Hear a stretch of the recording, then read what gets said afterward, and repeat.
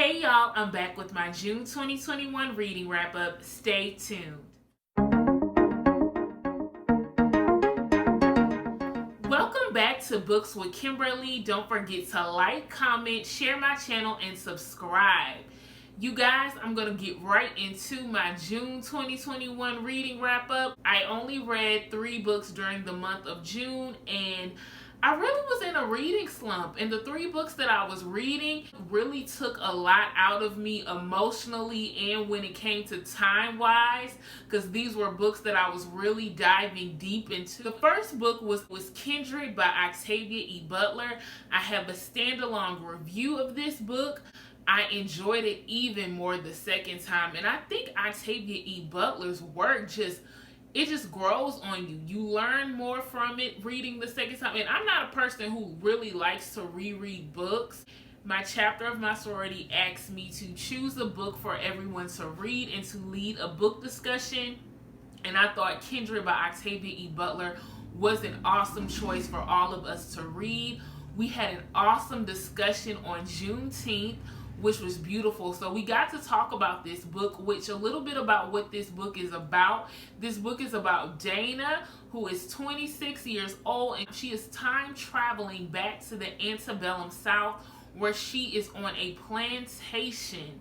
And y'all, she has to live the life of a slave every time she goes back to the antebellum South. And it's about her dealing with her family lineage. You know, she finds out that the son of the master of the plantation, he is her ancestor, and she's just going back and forth, and it's just a parallel between her life in present day 1976 and her life in the antebellum South. And during this book discussion, we really got to talk about how we even see parallels from antebellum South to how things are now in 2021. It was a beautiful book discussion. I enjoyed reading the book a second time. I give it 5 stars, and I recommend that all of you read Kindred by Octavia E. Butler. The second book, which was also for another book club I'm in, where we read science fiction books.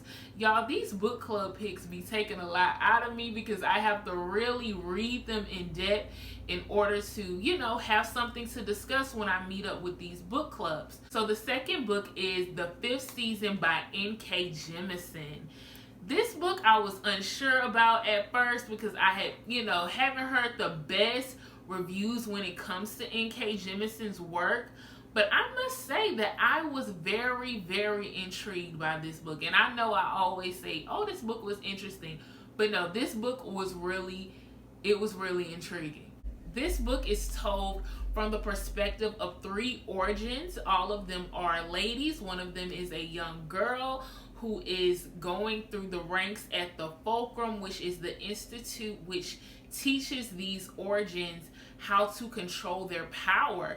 And the power that they have is they have this power to manipulate the elements. They can cause earthquakes, they can stop earthquakes, and it's all within the power of themselves, you guys. This is very interesting. And so I really enjoyed this book because when you read about characters, especially black characters having magic, it's all about black girl magic, black boy magic, and it's really cool and fun. But in this book, the origins power was seen as evil. They were seen as Satan's spawns of the evil earth. They weren't seen as human beings. So to have this power meant you would be exiled from the community you lived in. You would be killed. It put your life at risk. So the best thing for these people to do was to live in the Fulcrum. I just found myself rooting for all these characters and wanting them all to have freedom. So this book is a part of a trilogy, and I'm actually really interested in reading the second and third book. I give this book 4 stars. It kept me interested the entire time, but it was very confusing trying to understand the history of the origins, trying to understand a lot of the terms that were used in the book. The flow was a little bit too choppy for me. It did have some nice surprises. There was LGBTQIA representation in this book, which was cool. I'm interested to finish this trilogy eventually when I get to it. The last book that I read, which was a hard read for me, was The Burning, Massacre, Destruction, and the Tulsa Race Riot of 1921 by Tim Madigan. I listened to this on audiobook. I have been hearing a lot about the Tulsa Race Riot and how May 1st, 2021 marks 100 years since the Tulsa Race Riot of 1921. And so I looked up some books and I found this audiobook on Scribd, and y'all, it went into detail of how this happened, what happens afterwards, what happened during. And the Tulsa Race Riot, just a brief description for those who do not know. On May 1st in 1921, blacks and whites were in this race riot. Greenwood community was known as the Black Wall Street, you guys, where everything was black owned, black theater, black hotels, shoe shops, stores, doctor's offices, lawyer offices, all black. They were the black gentry, and they all lived on this one side of the track in Tulsa, and they had these businesses.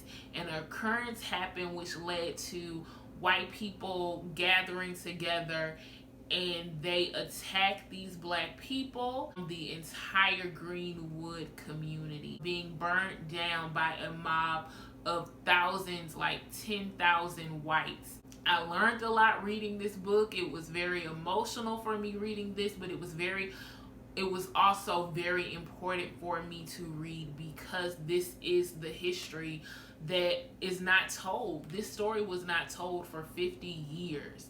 It wasn't until the 1970s where people really started to look and dig into what happened to the Black Tulsa community, what happened to the Black Wall Street in Tulsa, Oklahoma. I recommend that y'all research this. Even if you don't read the book, just look up the Tulsa Race Riot of 1921. It's a very interesting story, and it also makes me proud of how black people continue to bounce back. I know so many black entrepreneurs, and I'm just so proud. So shout out to all the black owned businesses, black people who are just doing their thing when it comes to entrepreneurship and just prevailing regardless of everything that is happening. So I gave this book 5 stars. Of course, it was a great lesson, and I really enjoyed it. Y'all know nonfiction is not my thing, but I really enjoyed learning and educating myself, because that's something that I'm challenging myself, is like, I really do need to look up a lot of these things that I was not taught in high school or in college in these history classes. I need to know my history, and so this was my step. And I encourage all of you to also take a step to learn something that you didn't know about. It's very rewarding when you do. So some books that I started in June but did not finish, so they are part of my July to be read, which, we'll see if they make it to the July 2021 reading wrap up. But these are some books that I started and did not finish.